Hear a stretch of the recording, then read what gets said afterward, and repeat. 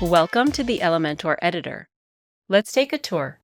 First, we have the Elementor top bar, which gives us quick access to the settings we use most while working in Elementor.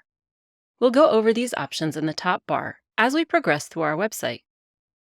In the left panel, we have widgets, which are the elements used for designing and building your website. On the right, we have the canvas, where we'll structure and style our website.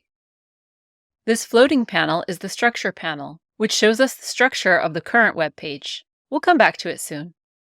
We're currently looking at our kit's homepage, so let's see how it's built in Elementor. Here at the top, we have our header, and as we scroll down, we can see our page's content.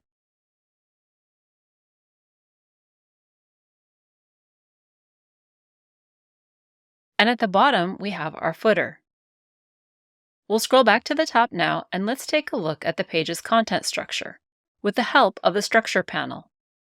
If I click on the handle here, we can see this box has been selected both in the canvas and in the structure. These boxes are called containers.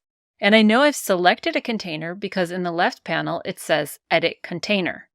The container's layout and style is controlled from the left panel here. We'll talk more about containers later. Expanding the container from the structure panel, we can see it holds a number of elements or widgets. Inside this container, we have a heading widget, text editor widget, and an image carousel widget. You can close it to hide it and bring it back with the keyboard shortcut Command or Control-I.